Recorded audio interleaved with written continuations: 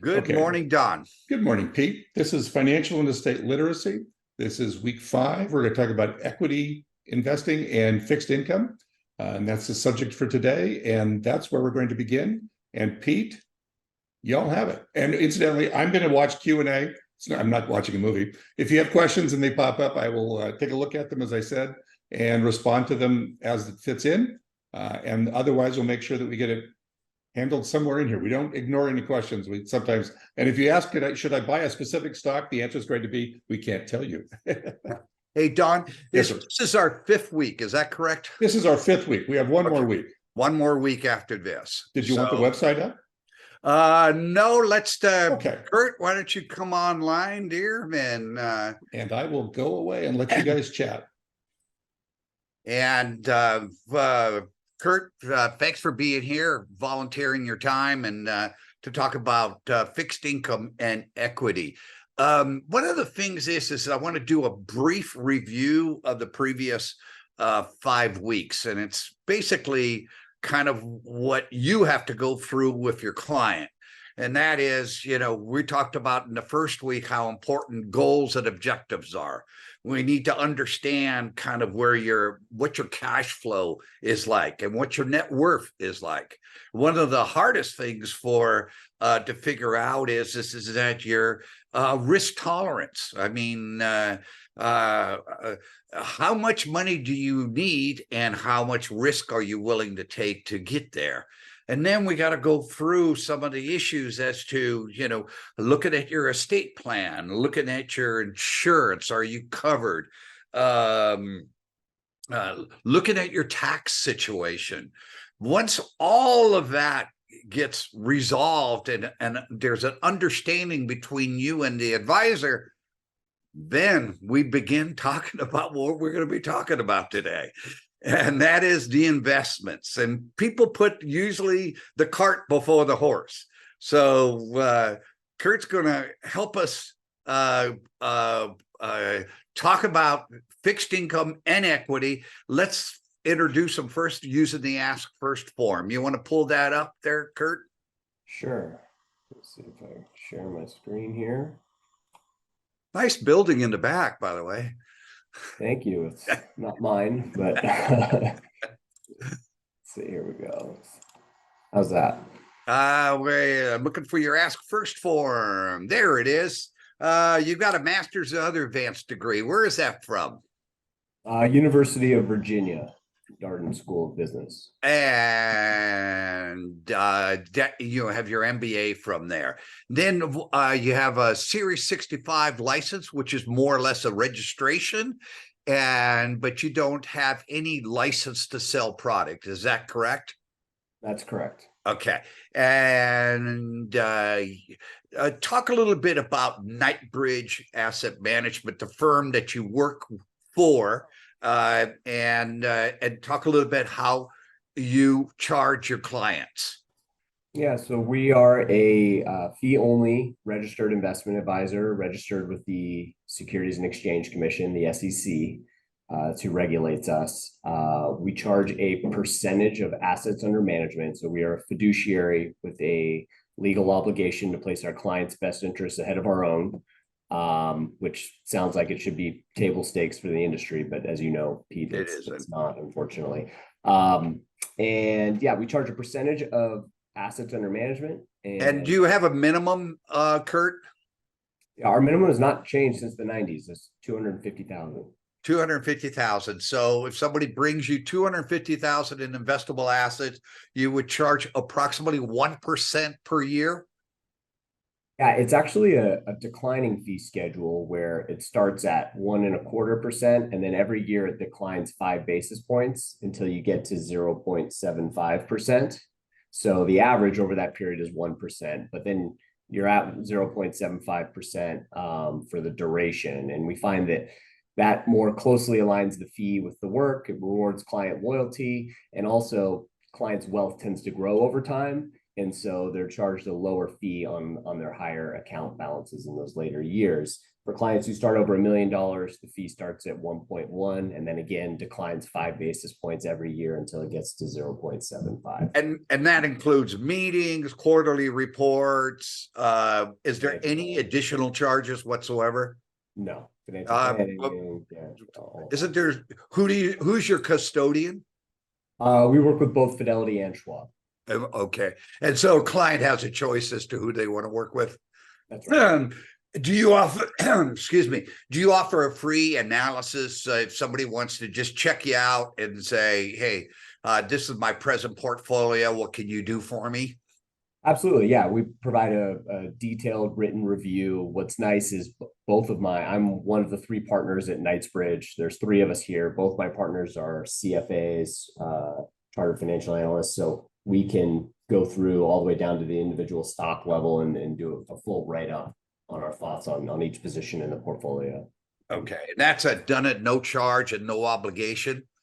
Yeah, we don't charge any fees unless we're managing a client's, only on assets that we're managing. And we advise on clients' 401ks and 529 plans and plenty of investments that are outside of our purview, but we only charge a fee on what we're managing. And approximately what's your asset level at the present time? Approximate? It's somewhere between 550 and 600 million. Okay. All righty. And approximately how many clients do you have? 300 to 350. Yeah. See, I didn't prep you for any of these questions. Okay. Let's go to your presentation. Sure. By the way, Kurt's absolutely a wonderful person and good guy, has 2 kids, and he's going to be around for quite a long time. So I encourage you to meet with him. Thanks, Pete. Okay, so just a bit of background on myself. I've been in the industry now for 20 years, which is hard to believe. I just hit my 20th year. I started on the institutional side of asset management at PIMCO, and then a municipal bond manager, which actually was acquired by PIMCO back in 2020. So my 2 former employers are now one. And I was in trade operations at PIMCO for about 5 years. Then I did my MBA, and then I was on the portfolio management team at a municipal bond shop. And then I moved over in 2012, late 2011, early 2012, to working with private clients. So my first, kind of 8-9 years in the business, where you're managing large portfolios, part of a big team, managing pension plans, foundations, endowments, so forth. And since 2012, so the last 11 years now, working directly with private clients. You can see my education and so forth. By the way, this is the kind of conversation that people should have with their advisor. Kurt is a super nice guy, but that's not a good reason to have him as a financial advisor. His experience and education is the key. And so what is today's agenda? Yeah, I think we're going to talk about stocks and bonds, stocks synonymous with equity and bonds, fixed income, and, talk about over the long run, how powerful the stock market can be for your portfolio. Whole new world for the bond market, as, I think most of us are aware. And actually, cash is pretty attractive as well, depending on the form in which you hold it. And then lastly, I think, for those who are interested in potentially one day or, working with an investment advisor, I'll just share some of my thoughts on, what a good investment advisor looks like, what you should look for. Okay.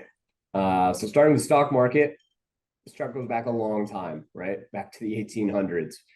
This shows you net of inflation, the returns of these various asset classes. This is what we tend to show people when, they're pounding the table regarding gold, which you see hasn't done much net of inflation. The dollar has lost value over time due to inflation.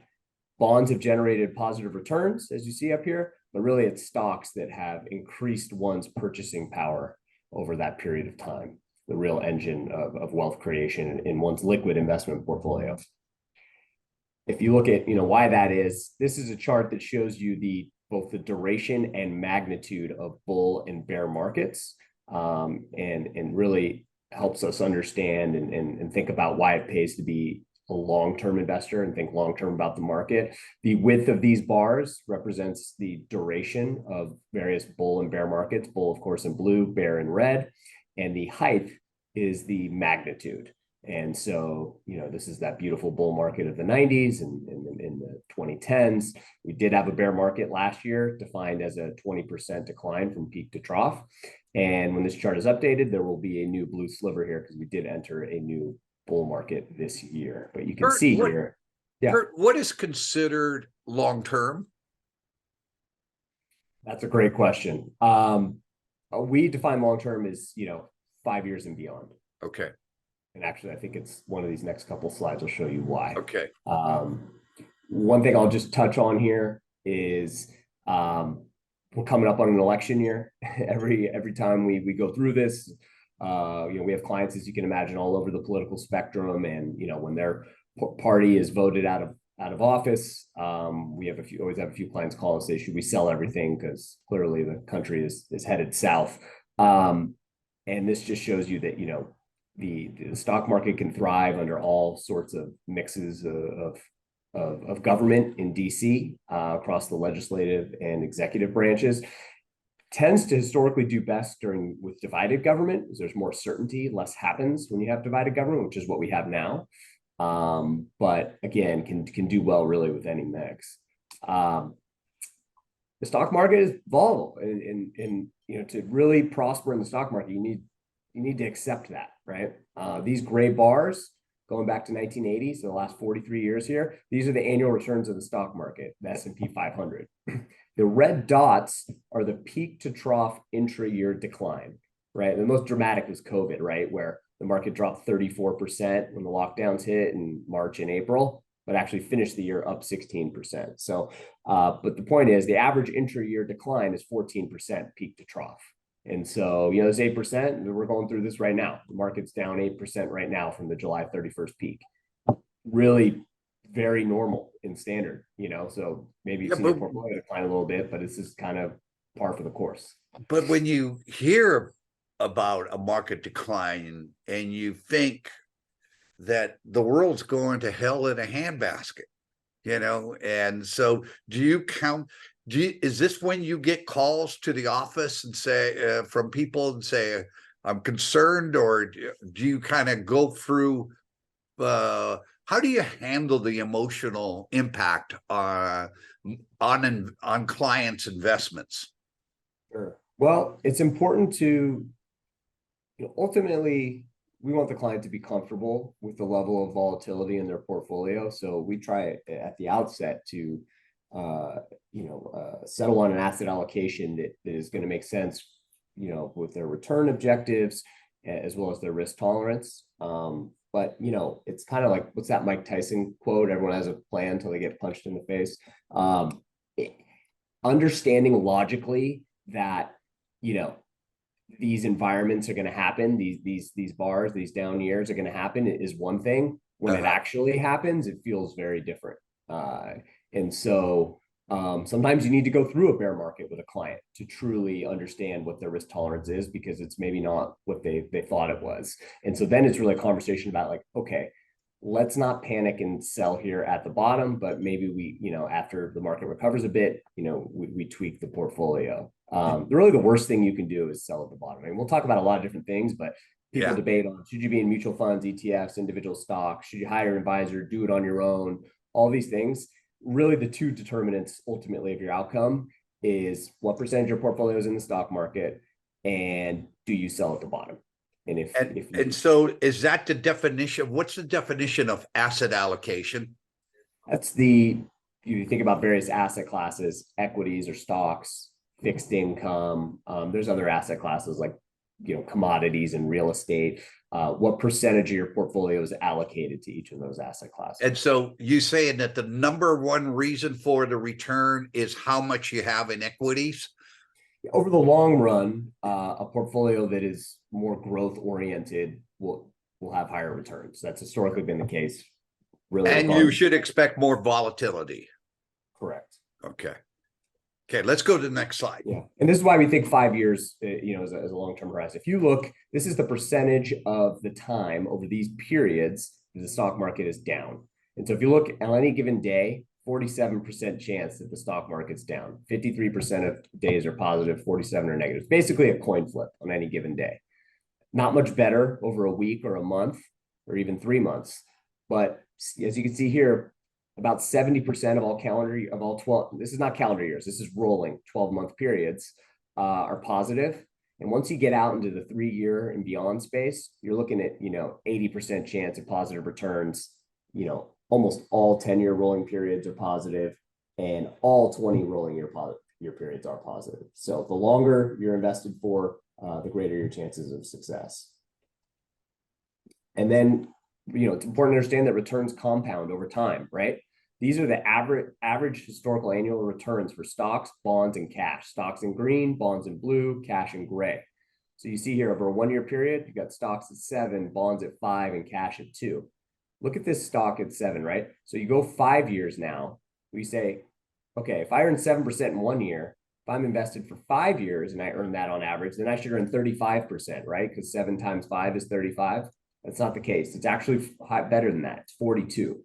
And the reason is that's the power of compounding, right? You're earning returns on your returns.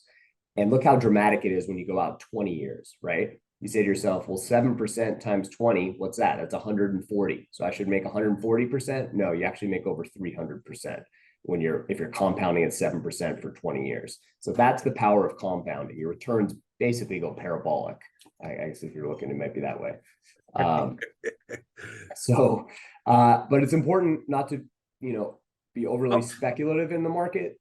Well, I get a lot of people who are in their late 70s. They go, well, it's too late for me, to have equity exposure. And we're living till 90. So, it's very easily that we're going to live another 20 years and look at the kinds of returns that we're maybe foregoing. That's right. That's right. That's a time when you probably want to have less equity exposure, but you should still have that component in your portfolio. Yeah. And then, it's also important to understand when we talk about the way returns compound, it's important to understand that an equivalent, a negative return is more punishing to your portfolio than the equivalent positive return is rewarding. What I mean by that is a lot of people think, well, if I lose 20% and make 20%, I'm even, because the average of those two is 0. The reality is if you lose 20% in year 1, and then you got to make 25 to get back to even. Because if you have $100, it goes down to 80 and you make 20 back, now you're only at 96. So you got to make 25% back on 80 to get back to even. And as you see, it gets more and more dramatic. You think about 2008, peak to trough, 07 to March of 09, market was down 50%. It was also down 50% during the dot-com bubble implosion. You have to double your money and earn 100% to get back to even. So it's important not to suffer these, massive losses.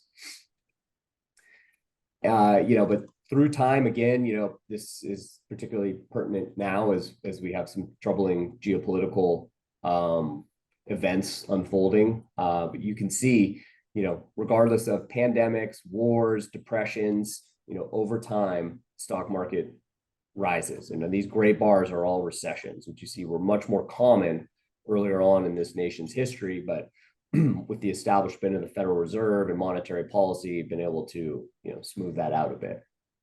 Yeah, I think as humans, we tend to focus more on the negatives than we do on the positives. And so when a negative occurs, we need to remind ourselves that, look at the trend, so to speak.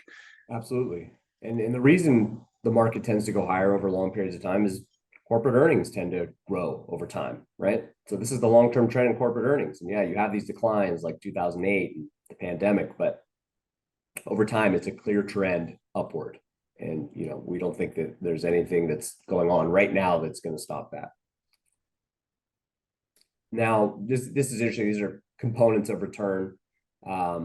Really what matters over time is earnings growth and dividends. So we like dividend paying stocks, but over time, you want to have a company that's able to grow their earnings and reward shareholders by returning those earnings to them. And reinvesting dividends is really powerful as well.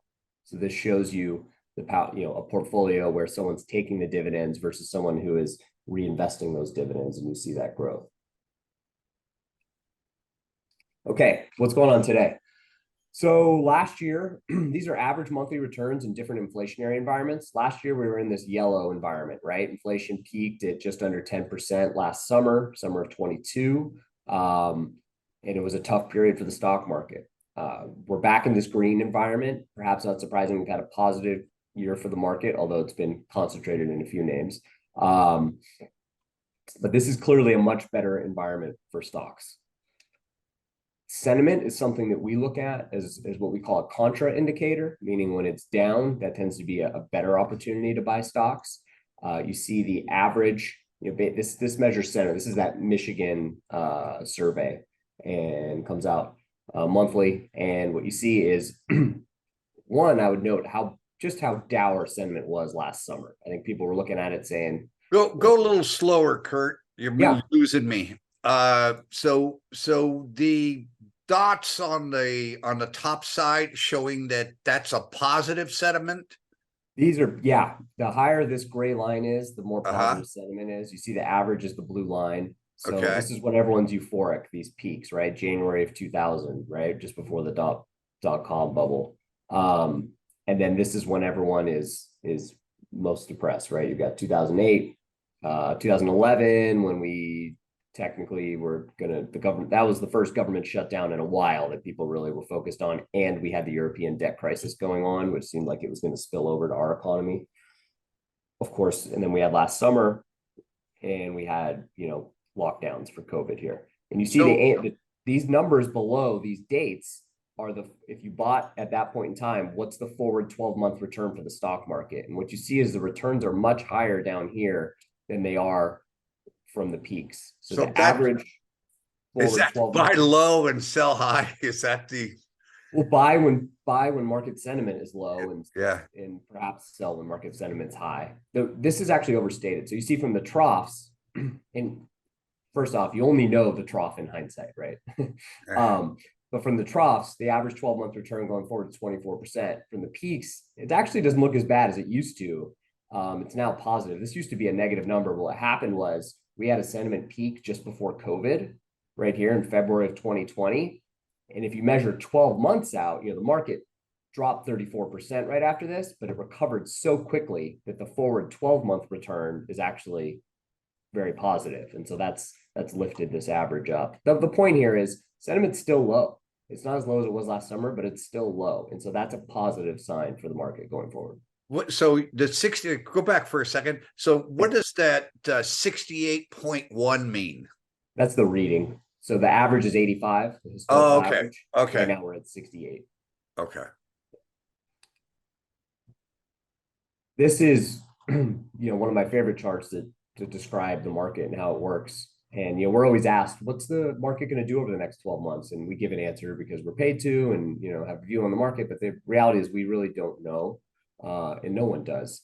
And if you look at this chart on the left, this says based on the starting PE, price to earnings ratio is PE. That's a common metric that people use to measure the valuation of the market. Historically, the market's traded around 15.5 to 16 times earnings, meaning investors are willing to pay 16 times a dollar of earnings, or $16 for each dollar of earnings. Right now, we're just under 18. If you look at this chart, this says, based on starting PE, what is your forward return over the next 12 months?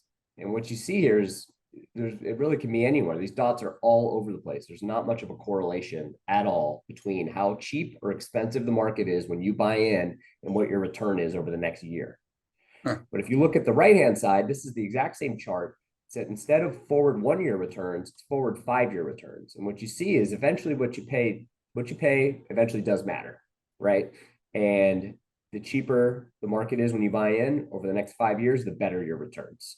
And there's a chart that shows this over 10 years, and it's an even tighter correlation. So, for long-term investors, you want to stay away from those periods of euphoria, those portions of the market that are trading at, nosebleed valuations.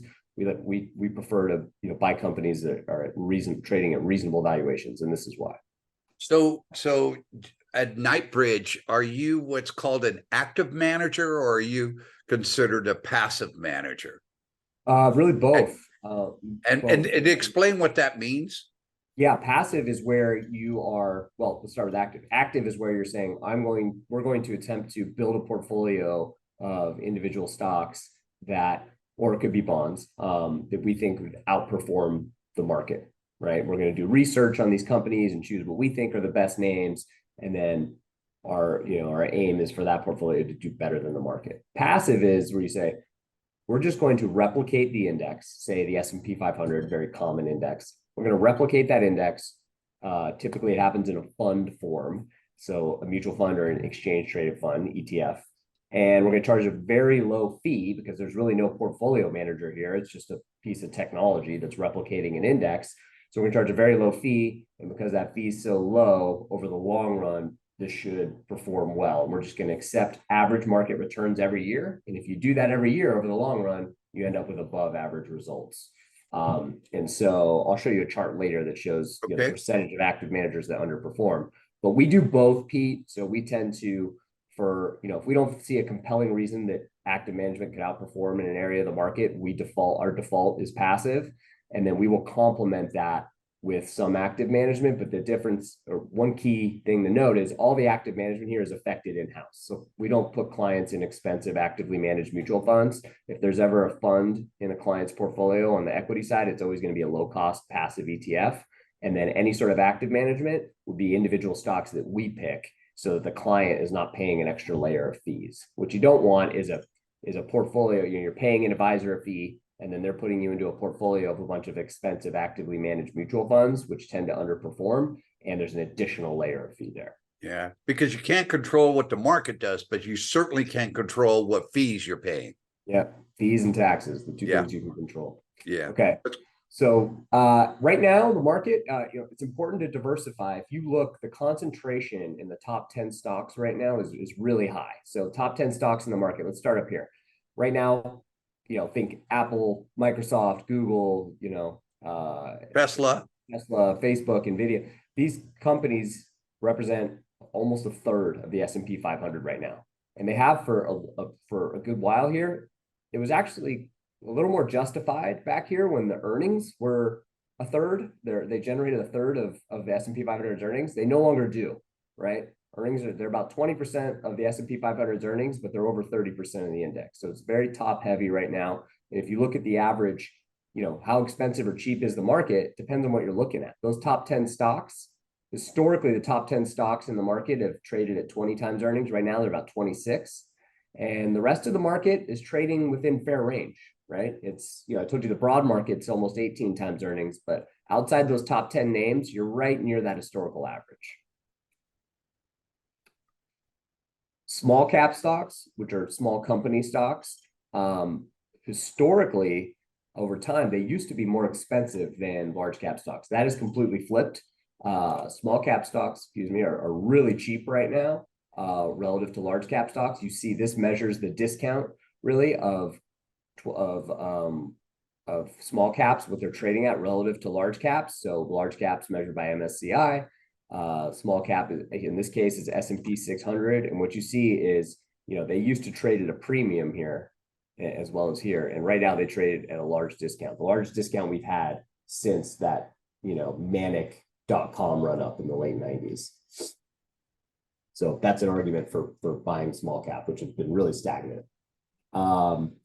It's a great time to invest globally, we think. This measures U.S. relative to foreign stock performance. When it's gray, that means the U.S. is outperforming. When it's purple, that means foreign stocks are outperforming. And we just came off a massive period of U.S. stock market outperformance. I'm not going to suggest we're going to enter a purple environment, a foreign stock period of outperformance of this magnitude. But I do think that foreign stocks are well positioned because they're so cheap right now relative to U.S. stocks. This outperformance was really driven by all those big tech companies that we have here in the US that really don't exist elsewhere outside of a couple in China. But you look at like Europe, the biggest sector in their market is materials, right? Whereas biggest here is technology. So technology did very well in a low interest rate environment. I don't know that they will deliver as outsized returns in a higher interest rate environment. But if you look at valuation, you look at the left-hand side, this box here, this shows you the S&P historically is traded at 15 to 16 times earnings. Right now, it's almost 18. All country world index, excluding US, ACWIX US, historically is traded at 13 times earnings. So it's always cheaper in the US, as it should be, due to, you know, the dynamic nature of our economy and our accounting standards. But right now, even cheaper than history. So you look at this gap here, and it's pretty meaningful. And so you see here, this is the discount foreign stocks trade relative to the US. And it's the biggest it's been in 20 years. And then on the right-hand side here, this shows you that dividends are about double foreign markets. Dividends right now are about 3.5%. In the US, it's like 1 3/4. So the dividends are about twice what they are in the US right now. So Kurt, when you have all of this information and it's mind-boggling, the information that you're giving us, does that mean now that you bet heavy on the foreign stocks and you forgo some of the others, or how do you put all this information into a client's portfolio? Yeah, there's typically so within the stock portion or equity portion of the portfolio, if we have a neutral view, there's a standard kind of neutral allocation to foreign stocks, right? And so that might be, 15 to 20%. And right now in this environment, we've upped that to 25%. So you increase a small percentage into this particular area. You don't make a big bet. You still keep the diversification. We've gone from about 18% to 25. Yeah. Just recently for this reason. Okay. So we talked about the reason to invest in stocks. Kurt, let me ask you a question. Sure. So we have a question. The background information is fascinating, but I'm curious, what do you do now to keep up on the information you need to perform well? If you're doing it yourself, there's two ways to go about it. That I think would be successful. One would be to just, do passive, index fund investing, in which case I don't think you need to keep up on a ton. You just want to keep your emotions in check and let your portfolio work for you. If you're going to be attempting to build a portfolio with individual stocks yourself, and you want to stay up on the information that way, then you're probably going to need to be stay in the Newport Beach library and look at all the statistical data. You're going to need information sources. There's no shortage of them. The major way in which our industry has changed over the last 30 years is it used to be whoever had access to the most information was at an advantage. Today, the information is coming from a fire hose in all directions. And so today it's about who's able to block out the information that doesn't matter and focus on what does matter. So there's no shortage of services out there that you can subscribe to, many of them free, that will provide you information on, the economy. What services do you use? We have a lot. So let's see, we receive information. A lot of it is paid for that probably an individual wouldn't want to pay for. We use Capital IQ. Capital IQ is a very powerful tool that allows us to analyze individual stocks in depth, but there's some free ones. I think if you go to Newport Beach Public Library, you can access Value Line. Okay. Value Line has a really nice one pager that'll give you basically everything that's really important about a business. But as Warren Buffett says, if you're an amateur, you don't want to spend 8 hours a day doing this, buy some index funds and Absolutely. Stick with them, with a Vanguard or some no-load mutual funds. And the course is that do your diversification, some large cap, some mid caps, some small caps, some international, and you build a portfolio that way, and do not look at it every day. Okay, thank you. That's right. Yeah. So okay. Basics on stocks. Yeah. So what is a stock? It's a share of ownership in a business, right? You own a piece of that business. So in effect, you are not betting, but you are investing on the premise that that business is going to grow, the earnings are going to grow, the profits are going to grow. It's synonymous with the term equity. So people say equities, some people say stocks. They're basically the same thing. Most people are referring to common stock when they talk about stocks. There's something else called preferred stock, which is, we call it kind of a hybrid security. It's technically stock, but it's more interest rate sensitive. It doesn't rise with the value of the company as much. This is more like a bond in that it pays, it's senior to common shareholders in the capital stack. So in the event of a bankruptcy, the common stockholders are wiped out first, and the preferred stockholders come next, and then lastly are the bondholders. So bondholders are paid first, preferred stockholders next, common stockholders are paid last. But this is really more, behaves like a bond, is more interest rate sensitive.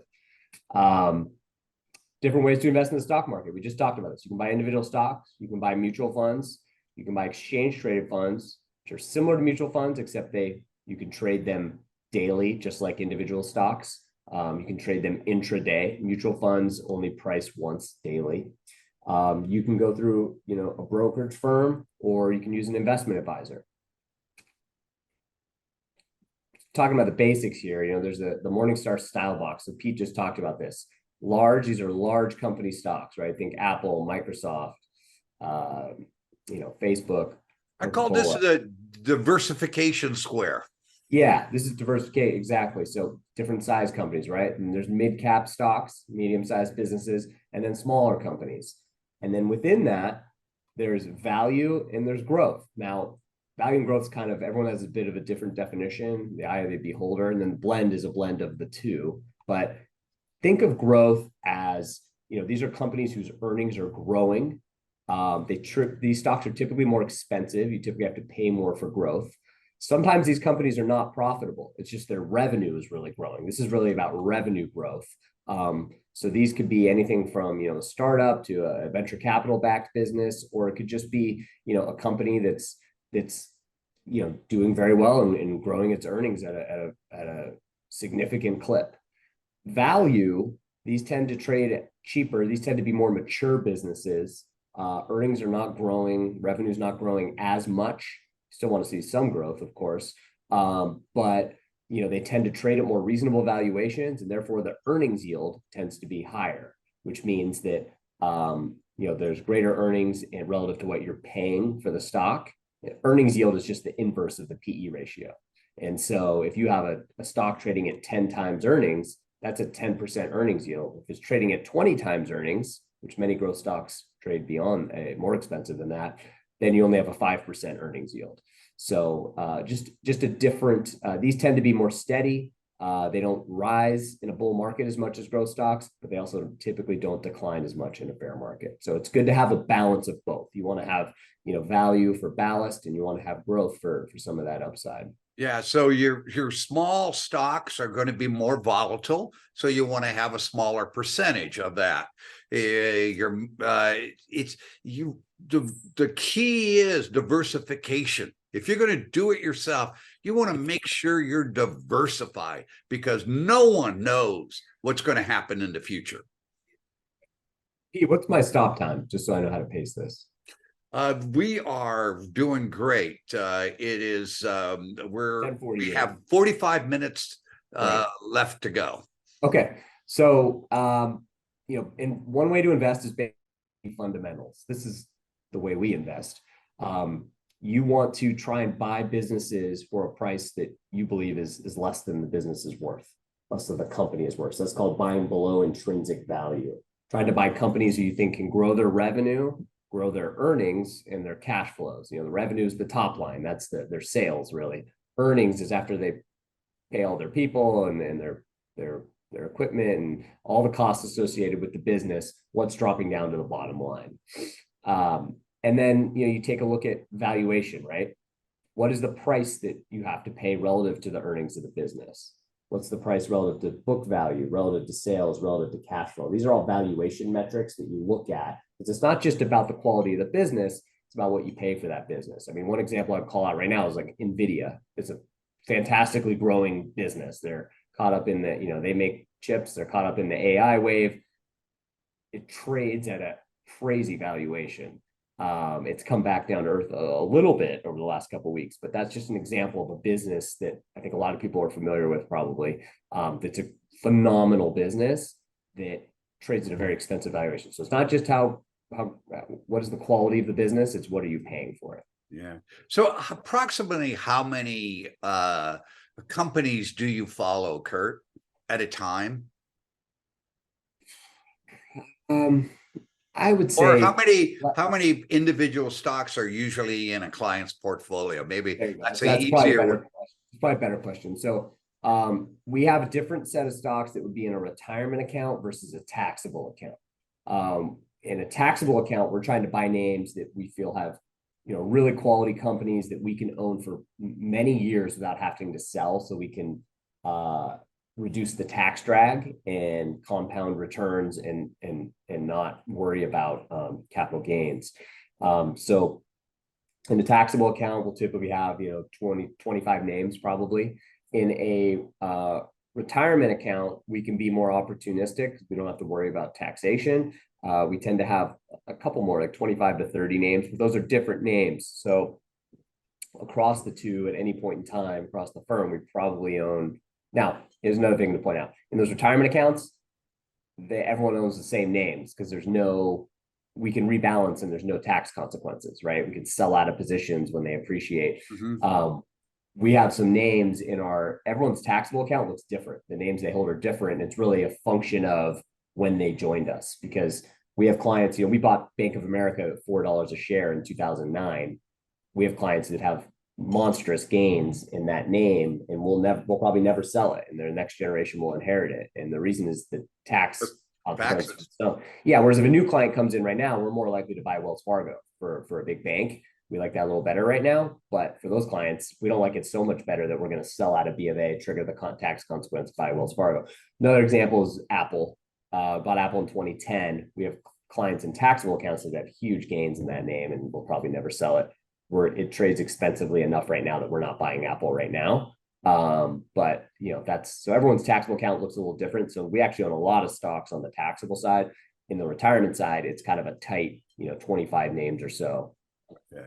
And we're in all those names. And in those 25 stocks, what you try to do is balance between blend, growth, value, etc. And then you try to also diversify by asset classes. Talk a little bit about this slide. Industry. Yeah. Well, it's important to think about this, particularly with tech having been so dominant of late. But you think about the history of our economy, it was kind of, it was financials for a long time. And then you had the railroads, in the 1800s that were built during that, Reconstruction era. And those were, the dominant components of the market. And it's only been, kind of the last, 120 years or so that we've seen these other industries rise. Right now, the broader economy is pretty well diversified, the market. But, it's important to, one of the reasons for that, by the way, is because they did a reorganization where communications and tech, this used to be almost wrapped into one, but they moved Facebook over to communications and so forth. That used to be tech. But you just want to be cognizant of not overly concentrating your portfolio in any one industry, right? Because there could be periods where, for instance, throughout the 2010s, the market did phenomenally well, but energy got crushed in 2014 and 2015. Conversely, last year, energy was the only sector that was up last year. So you wanted to have some exposure to energy. It was up 30%, and the rest of the market was down. Again, so we're talking diversification. Absolutely. And approximately how many stocks are there in the world? In the world, I couldn't tell you. In the US, it's I think it's just under 6,000. Yeah. So when you say you pick 25 out of 6,000, in a client's portfolio, you're really doing a lot of homework. Yeah, we don't follow all 6,000. I mean, we're probably closely following a couple hundred, and we're owning at any given point in time, like I said, maybe 25 on the retirement side, and on the taxable side across all our clients, we probably own 80 names, something like that, maybe 70. I want to before we do anything, I want to make sure we clarify something. we're talking about individual stocks. I'm going to make a guess that you own funds, indexed funds, anything else, because it almost sounded like your suggestion is we do individual stocks, and I honestly don't think that's your intent. No, we do both. Pretty standard. We can turn the dial at any, some clients are more partial to funds versus individual stocks. Our standard procedure is we have 2/3 of the stock exposure come from funds and 1/3 comes from individual stocks. Thank you. And so you've got low cost ETFs that cost 1-2 basis points, and then you've got individual stocks which don't cost the client anything. And so together you have a very low cost portfolio. Right. But we can turn those dials, any which way the client likes. And to your question a few minutes ago in terms of timing, you might want to pick up the pace. Okay. Thank you. There we go. So bond market, whole new world. So these are the annual returns for the bond market going back to the mid 70s. And you can see they're mostly positive for a long period of time. You see last year and really the last 3 years, how brutal it has been for the bond market. This has basically been the 2008 for the bonds. Kurt? Yes. Give me an overview. Why should people invest in bonds, and why is that important in asset allocation? Yeah, well, 2022 notwithstanding, bonds have historically provided ballast. They have about a quarter of the volatility of the stock market. So think of volatility as, it's as returns whipping around and moving around each day, each month, each year. Bonds tend to have a steadier return. They provide income, and throughout most periods of time, not all, but most, they've been non-correlated to stocks, meaning when stocks go down, your bonds can retain their value and many times even appreciate in value. So, to give you an idea, in 2008, stock market was down 38%. US treasuries were up 20% in 2008. So balanced portfolios, did okay in 2008. I mean, they were down, kind of 15 to 20%, versus the market down 38. So it provides ballast. It's also a deflation hedge, which people are more concerned about inflation right now, but for a long period of time, people were concerned about deflation, which means if rates come down, your bonds rise in value because you've locked in today's yields, which we'll talk about that because today's yields are pretty attractive relative to what we've experienced in the 2010s. Okay. Now, one thing I'll just highlight is, prior to last year, 94 was the year everyone talked about. At one point, the bond market was down 7%. Everyone talked about 94 when rates rose. You remember how hard that was, difficult year for real estate. I mean, this was enough to put Orange County into bankruptcy, if anyone remembers the name Bob Citron. This was a very difficult period for the county. Perhaps not surprising given the magnitude of this decline that we've had some issues with the regional banks, and perhaps commercial real estate will follow. But it's a benefit to bondholders going forward, bond investors going forward. Bonds are interesting in that when you have dramatic periods of positive returns, what you're typically taking from the future, that means forward returns are going to be less, because typically that means interest rates have declined and you've had a bunch of price appreciation. And the reverse has happened now. Bonds have been beat up, but what that means is yields are higher now, and going forward, returns should be higher. And so if you look at the yield curve, this is where we were just not even 2 years ago, right? Everything in the ones, the zero, a couple on the short end, less than one. This is where we are today, or at least at the end of the third quarter. We're talking in the fives, right? 4s and 4.5s and 5s. So a dramatic difference. And if you look at all these portions of the bond market, treasuries, muni bonds, corporate bonds, mortgage backed, all these portions of the bond market, these purple lines are the average yield over the last 10 years, and the blue diamonds are where we are today. And so you can see we're setting, we're at the 10-year high for all of these. So returns are much more attractive in the bond market. And if you look at, this is a chart that people use to say, should I be more in stocks or more in bonds? Which one of these is higher? And what this is this is the investment grade corporate bond yield. So think high quality corporate bonds like Disney, Coca-Cola. What is the yield on those bonds? And then gold is what is the earnings yield on stocks, right? We talked about that before, the inverse of the PE ratio. And historically, these two lines were on top of one another. And the reason that you'd have stocks at all is because, earnings grow on stocks, whereas your yield on your bonds is locked in. But these were on top of each other until we came out of the financial crisis and the Fed just kept rates really low for a decade. And so during this period, stocks seemed expensive relative to history, but they were cheap relative to bonds because bonds were so expensive, which is another way of saying yields were really low. I mean, you were getting nothing in the bank, right? And nothing on your bonds, really. Well, all that changed last year. You see the yield on corporate bonds popped, and it's right back in line with the stock market where it's been historically. And why does that matter? The starting yield on your bond portfolio, we talked earlier about what's the correlation between the starting PE ratio and the stock market when you buy in your forward returns. And, at best, it's a moderate correlation. It is a very tight correlation, almost 1-to-1, 0.95, basically over the next 5 to 10 years. These three lines are next 5, next 7, next 10 years. What is the starting yield on your bond portfolio when you buy into your bond portfolio, when you put it together? And what is your return, your annualized return over the next 5 to 10 years? It's almost a 1-to-1 correlation. So today, if you're building a portfolio of publicly traded bonds, this probably should be up. This should just be 6% now. I mean, it's basically a 6% return. You've got corporate bonds are paying 6%, depending on where you are on the maturity spectrum. It's high 5s to mid 6s, and you've got mortgage-backed bonds are paying in the mid 6s. You've got high yield bonds, synonymous with junk, which are paying in the 9s. So diversified bond portfolios, and we also invest in a space called private credit where we're getting double digits now. So we can put together a bond portfolio that yields over 7%, which is, you think about the stability. If you can put together a portfolio that has a quarter of the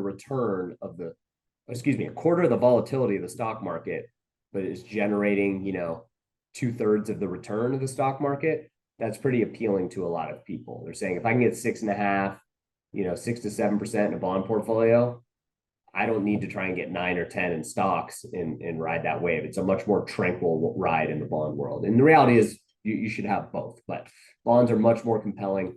I don't need to be. Yeah, go ahead, Kurt, as to how long that the bond market is going to be stay up there? I don't know, but if it doesn't stay up here, that means you benefit as well, because that means that you get price appreciation as yields decline. Your bonds rise in value because you've locked in today's yields. Predicting interest rates is one of the most difficult things to do. It's people have less success doing that than they do predicting the direction of the stock market. But I would say that I don't see rates going back to where we were anytime soon. I think we're going to have higher interest rates here for a period of time. But they're not even high. If you look at historical interest rates, we're average right now. The 10-year Treasury historically is averaged around 5%. Right now it's at 4.9, and so we've had rates much higher in this country. I don't think we're going back to the late 70s, early 80s, but right now it looks like our economy can handle a 10-year Treasury in the 4s. Are you going to talk about how a consumer should invest in the bond market? Yeah. And let me just hit slide. So yeah, I'll tie up this last point, which is, okay, this shows you the return of cash. A lot of people, you can earn 5% in money market right now. So you can get a great yield in cash, almost as much as you can get in the bond market. So some people say, why should I take the interest rate risk of owning bonds when I can just own cash? And this is why. When the Fed stops hiking rates, which we think maybe there's one more hike to come, maybe not, and that's probably it. Historically, when they stop hiking rates, forward returns for the next 2 years, this is cash in orange and this is bonds in blue. And the reason that bonds meaningfully outperforms cash once the Fed stops hiking rates is because rates tend to drift lower. And if rates are drifting lower and you're in cash, all that's happening is those yields reset daily. So all you're doing is earning less and less interest on your cash as rates decline. With bonds, you've locked in your yield for a period of time, depending on the maturity of your bond. And when you do that, that means that as rates decline, your bond becomes more valuable because it has a higher yield. So you actually get price appreciation. So I'll tell you right now, 10-year Treasury is at 4.9. Your bond portfolio, if that 10-year Treasury drops back to 3.5, your bond portfolio is going to have double-digit returns. It's just the math. Okay. Basics of fixed income. We'll talk about how to invest in it. So what is a bond? We talked about a stock. Stock is a piece of ownership. You're betting on growth. A bond is a loan, right? And so the loan, you're betting on solvency, someone's ability to pay you back. And so again, fixed income and bonds are used interchangeably with one another. This is a loan to, it could be a company, it could be a municipality, it could be the US government in the case of treasury bonds. And there's an agreed upon date at which they're going to pay you back the money that you lent. And in the interim, there's an agreed upon interest rate that you'll be paid, typically semi-annually. Typically interest payments are every 6 months. So if you buy a bond that yields 6%, you're typically receiving 3% every 6 months. You own a bond, you are the lender, right? You're the creditor. The issuer of the bond, that's the borrower, right? So when the US government issues treasuries, they are borrowing money. When a company issues debt, they're borrowing money. Is the treasury rate the rate that every other bond is measured against? Yeah, when you talk about, that term is called spread or credit spread. So if a treasury, pays 4.9, a 10-year treasury, and a 10-year corporate bond pays 5.9, that's called they call that a 100 basis point or a 1% spread above treasuries. And so that's why knowing the treasury rate is really important if you are investing in the bond market. Right. Like junk bonds, for instance, pay over 9% right now, which is really high historically. But if you look at the spread to treasuries right now, it's kind of right at the historical average because treasury yields are so high. So bonds, again, we talked about this. They provide a steady source of income in your portfolio. Once again, they did not in the 2010s. Portfolio diversification, it's a hedge against stock market risk. It will reduce your overall portfolio volatility, certainly going forward.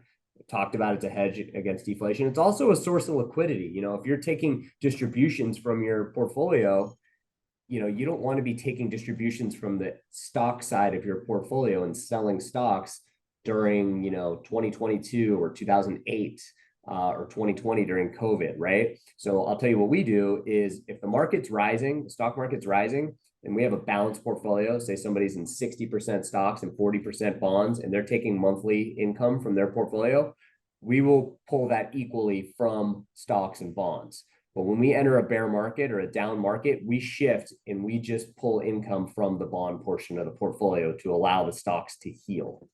So bonds serve as a source of liquidity so that you're not having to sell stocks in a down market. Key components: issuer, who is the borrower. Coupon, that's the rate, how often. Like I said, most are semi-annual. The rate is what you're being paid, and the frequency is typically semi-annual. The price you pay for that bond is important, and these two factors combined together, along with the maturity date, that's when do you receive your money back? When does the bond mature? All that is wrapped into a key metric that you want to focus on, which is yield to maturity. What is the yield to maturity? So, there can be a bond that pays 5% interest, but if you're paying a price of, 120 for that bond, you're not receiving 5% interest because that bond will mature at 100. And so over time, you're going to lose 20% in price, but you're going to earn 5% in yield each year. So yield to maturity is the only way to compare bonds as far as the yield. Right. Because you can have a bond with a 9% coupon and a bond with a 5% coupon that have the exact same yield to maturity. And that's because the bond with the 9% coupon trades at a much higher price. And so that normalizes the yield. So yield to maturity is what you want to focus on. Just like stocks, two components of total return: income. The lion's share comes from the income return. Price return. So the price can go up and down. Typically, if interest rates go down, the price will go up. If interest rates go up, the price of the bond will go, if interest rates go up, the price of the bonds will go down, which is what we experienced last year. And that's how you arrive at your total return. But over time, the lion's share of the return is going to be from the income return. This is opposite of stocks, right? This is the income return, dividend yield, and then the price return. For stocks, most stocks, some don't even pay dividends. A lot of the return is baked into the price movement. Two ways to increase your yield. One is extending maturity, right? The longer you lend money out for, typically the higher the yield. That's actually, in the treasury world, that's not the case right now. Yields are higher on the short end of the curve. We have something that's rare right now, which is called an inverted yield curve, where short-term bonds pay more than long-term bonds. We can get into that if we have time later on, but in a typical environment, the longer you're lending someone money, the higher the greater the interest rate you're going to charge. And then the, lower the credit worthiness of the borrower, the more you're going to charge as well, right? Just like your mortgage, right? If you have a low credit score, you're going to pay a higher rate on your mortgage. And so if you dip down in credit quality and go into, say, junk bonds, something like that, you're increasing your credit risk. That's the risk that the borrower will not be able to pay you back.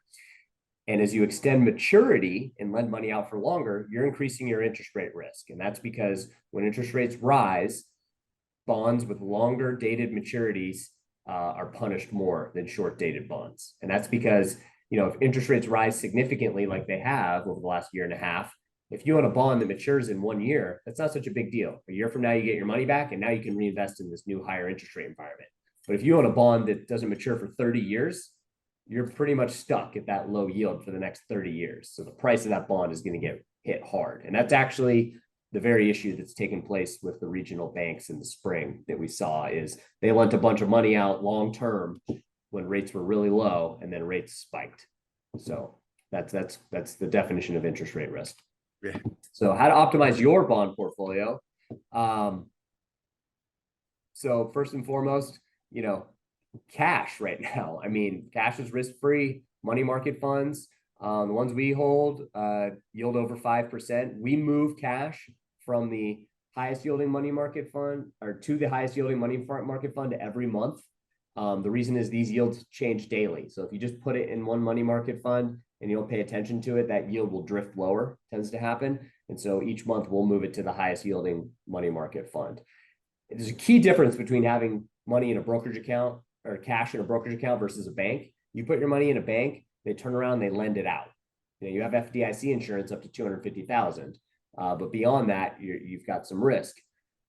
If you put money into a money market fund inside of a brokerage account, you own that money market fund. It's like a security. It's just like if you own Apple stock. So even if the brokerage firm, let's say Fidelity, goes bankrupt in that unlikely event, your security is still there in your portfolio. And then in addition, there's something called SIPC insurance, similar to FDIC insurance. It's up to $500,000 per account. And then beyond that, Fidelity, Schwab, they all have this Lloyd's of London policy that's effectively unlimited on the insurance. So the yield is much higher on money market funds because all that interest is being passed on to you. Not the case at the banks because, again, the banks lent a lot of money out in a lower interest rate environment, so they can't afford to pay yields that are as high as money market funds. And there's daily liquidity with these money market funds.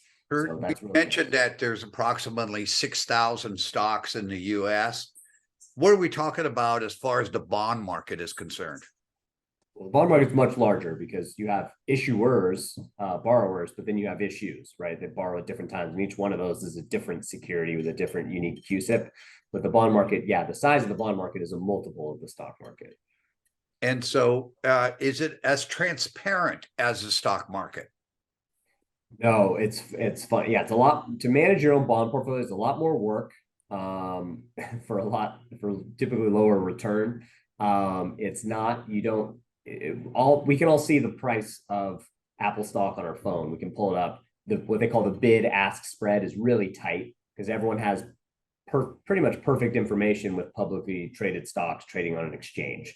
Everyone knows what the price is. Not the case in the bond market. Some portions of the bond market are more fragmented than others, but bonds don't trade every day. I mean, there'll be a bond that it won't trade for 9 months. So what is the price of that bond? Well, it's tougher to say, right? And so when you're a retail investor, you're at a disadvantage. You're at a large informational disadvantage, that's for sure. Yeah, we would not recommend you buy individual bonds.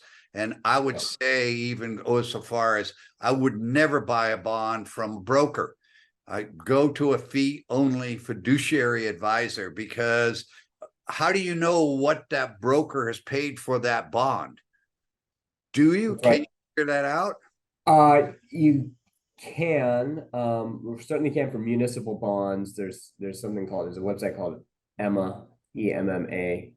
You can triangulate. You can see the bond transact, and you can see what was paid for it. And that's how they get paid. Is they buy a bond at this price, and then they sell it to you at this price, and they take the spread. So they'll say, oh, it's commission free. There's no commission. That's true. There's no commission, but they're earning that spread. And sometimes those spreads are really wide. So you do have to be careful with that. That's for sure. We got about 15 minutes left. I don't, so I'm not sure where you are in your presentation. Just to let you know, I'm on page 47. There's only, about another 80 slides to go. No, I'm kidding. I think we've got maybe, 10 slides left. Okay. So now, how to maximize your income in your portfolio. First thing you want to do, and how we do it, is we own individual securities. That's how we minimize costs. For you, what you could do if you're managing your own bond portfolios, you typically want to use a fund. You can use a diversified fund, a total return bond fund that allocates to corporate bonds, treasury bonds, and mortgage and asset-backed securities. And how do you minimize the cost for yourself? You want to buy the cheapest share class, typically the institutional share class. Don't buy a commission, a fund that has a commission or a load on it. Be careful of the A, B, and C share classes. So you want to buy the cheapest share class that you can. And in some areas, you can go passive and have a really low fee. In other areas, you want to go active. One key difference between the bond market and the stock market is the majority of actively managed bond funds outperform their benchmark. In the stock market, the majority of actively managed funds underperform their benchmark. So you can feel entirely comfortable buying an actively managed mutual fund inside to cover the bond portion of your portfolio. You want to think about your tax bracket, right? And so what tax bracket are you in a taxable account? So, and that dictates, should you be owning municipal bonds, or should you be owning, which are tax-free, or should you be owning taxable bonds, right? Taxable bonds pay more interest, but that's tax your ordinary income tax rate. Municipal bonds, they're tax-free. So on an after-tax basis for high income earners, people at typically that 32% federal bracket and above are better off. Think about your liquidity needs. We like laddering bond maturities, particularly in this environment, right? So when we're buying individual bonds, we'll ladder them from 2 to 12 years. So that if rates do go up, we have shorter maturities that we can reinvest on the back end. And if rates go down, we've locked in today's yields through a laddered bond portfolio. Laddered means you own bonds that mature in 2 years, 3 years, 4 years, 5 years. So we ladder from 2 to 12. How does that apply to you if you're doing it yourself? Be careful that you don't just go buy a long-term treasury bond fund. Just to give you an idea, the 20-year treasury is down 50% from its peak right now, 50%. So there's a lot of interest rate risk with long-dated maturities, but don't just buy a short-term bond fund. A lot of people are doing that right now because the yield is just as high as a long-term bond fund. But the difference is, in a short-term bond fund, if rates decline, you don't get any appreciation. So you want to have a portfolio that's diversified, or a fund that's diversified, but also diversified across maturities. So your max duration right now is 12 years? That's the max maturity. Duration would be a little short of that. The max duration in the portfolio is probably closer to 10, but the duration of the portfolio would be, as a whole, would be closer to 5. Okay. Duration of about 5.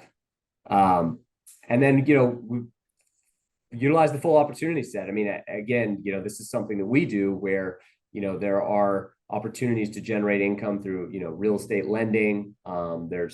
This gets into private credit and some private funds, and you need to, know if that's a fit for you. Oftentimes you need to be an accredited investor to qualify to invest in these types of funds. But right now, there's a real estate backed lending fund that we work with, a private fund that, is, generating a 10%, yield right now for our clients. So we like that.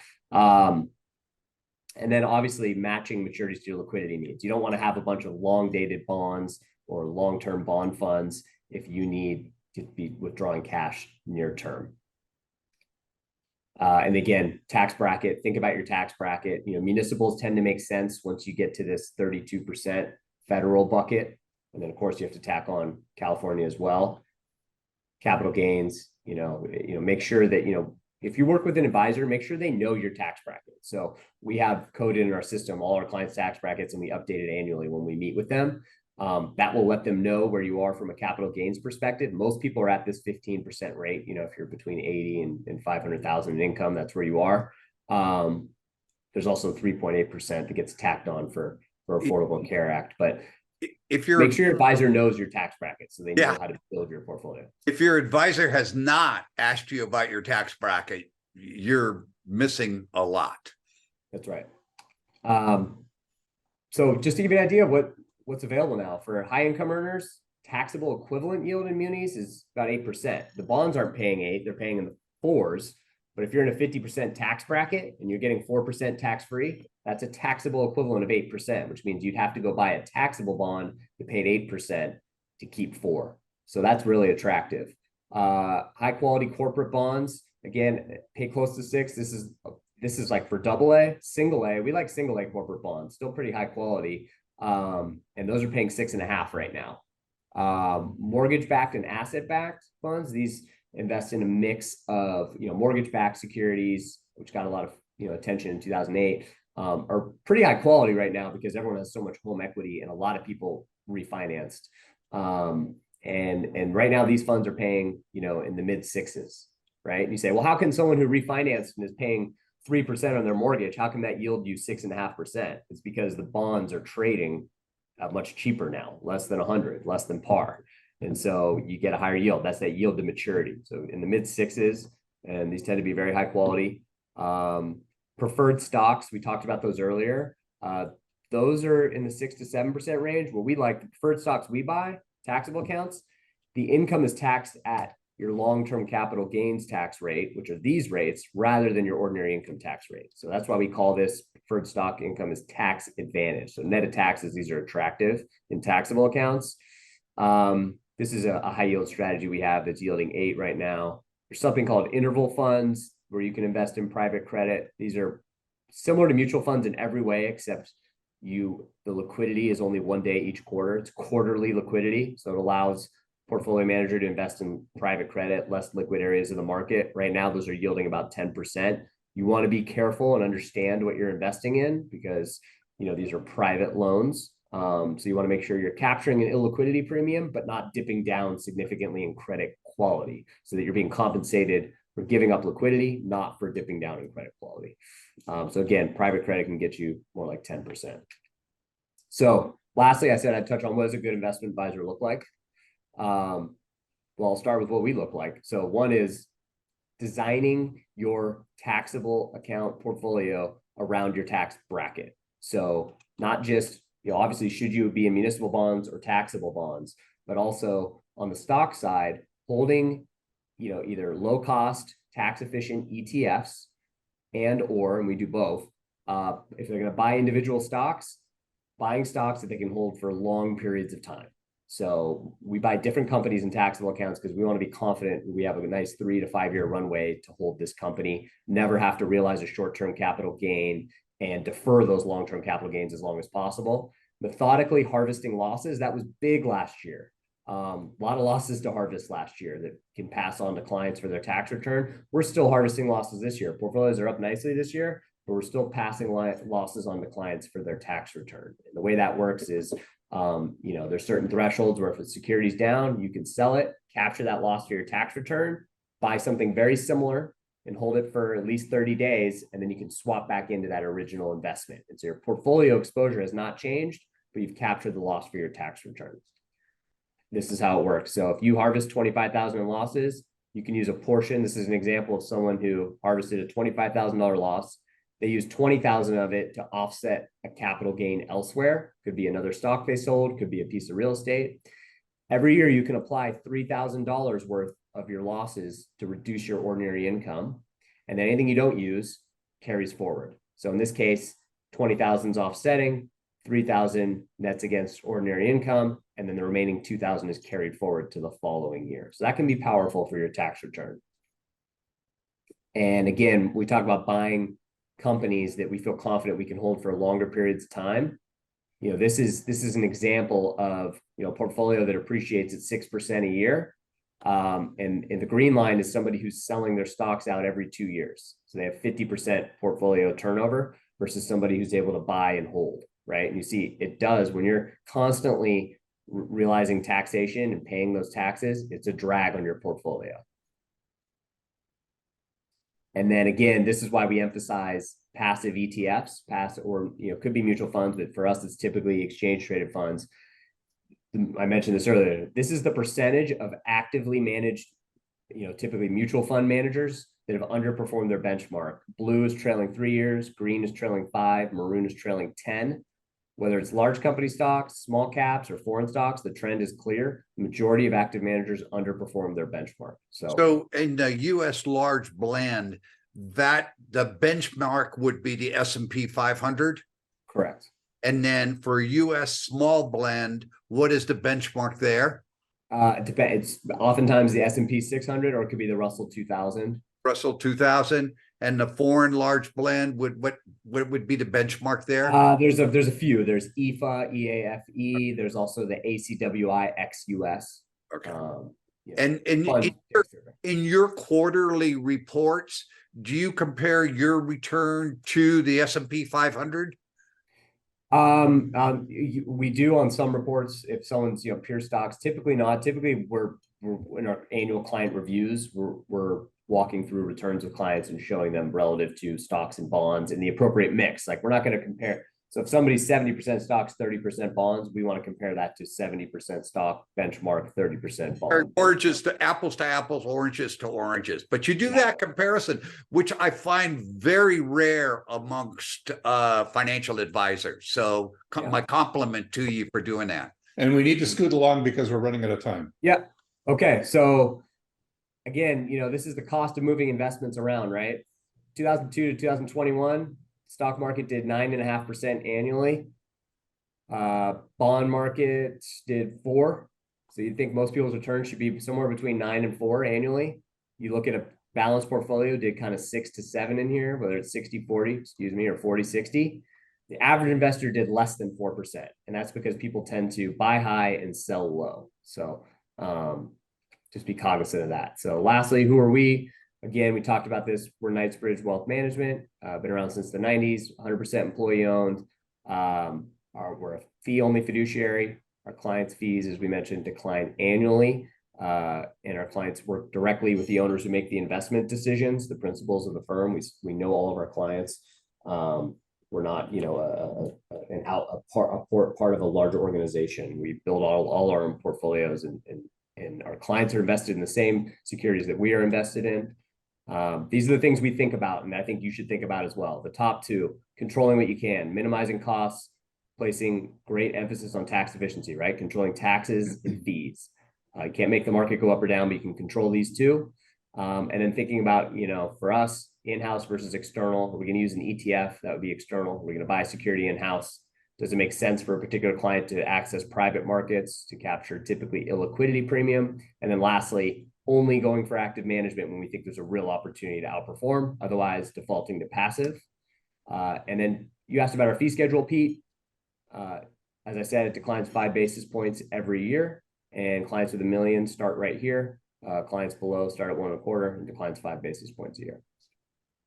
And then lastly, this is our typical client. Someone who wants to know they have a plan in place for their financial security. Probably doesn't distinguish us from a lot of other firms. But a lot of our clients are questioning the sophistication of their portfolio. Is it built around their tax bracket? Is it low cost? Can it be improved? They want to talk to the people making the investment decisions, not just someone who's a relationship manager. And they want something that's more sophisticated than maybe a basket of funds. They want to know their tax brackets being taken into account, and of course their specific situation and goals. So that's that. And as Pete mentioned, we're happy to, if you have any questions about your portfolio, happy to, give it a thorough, detailed written review. And, there's no obligation. And we'll tell you what we do like. A lot of times we'll say, hey, we like this part of your portfolio. And maybe here are some ways that you could think about improving upon what you have. So, wow, Kurt, that was an avalanche of information. Thank you. Do away with your slide. Wait, before that, I would assume, Kurt, you're more in favor of someone sending you an email with a question rather than calling you, because that way you can respond in the middle of the night. Either, whatever. Emails are best. Yes, emails generally are best. I just stop sharing. Yeah, stop Okay. there. That's the word I was looking for. Yes, I understand. I knew where you were going, Pete. So, Thank you. Kurt, thank you very much. Appreciate all the information of what all we've gone through. you This for is having me. financial and estate literacy. Don, before you sign off, are there any other questions that are there? The or only one we have is thank you very much for the information. That was the question. how about you? What do you have any questions, Don? Sure. What stock should I buy? I'm kidding. No, I asked mine along the way. Some of the questions I ask aren't always from the participants. Sometimes they're from me. And Kurt, we really do. You know, every time you present, we learn a little bit more. And your time with PIMCO, No, we don't need to reflect on it, Pete. Huh? No, we don't need to reflect on it if that's what you're going to ask him. No, I'm Oh, not. okay. But your time at PIMCO, where you bought individual bonds, I guess I just want to clarify to our listeners that how complex it is to buy a bond. I mean, how many years did you spend at PIMCO actually looking at bonds to purchase? Yeah, I was 5 years at PIMCO, and then another 2 at a municipal bond shop that, as I mentioned, PIMCO acquired actually. But so in total, 7 years. So it's not something for the ordinary lay person to buy an individual bond. I guess is what I'm trying to get into. Not for the faint of heart. Yes. Yeah, it's complex and it's not really worth it because bond returns are lower. You know, if you want to add value with yourself, you're better off trying to do it on the stock side. Okay. All right. Thank you, Kurt. Excellent presentation. Don, good to see you. Good to see you Thank too. you, In fact, Brad. I'll see you tomorrow, Pete, about the same time. So financial estate literacy, it's your money. Today, we're talking obviously about equity and fixed income. Next week, about the same time, we'll be talking about basically bringing it back together again in financial planning too. And we thank you very much for being here and have enjoyed it. And we'll see you again. Thank you. Bye.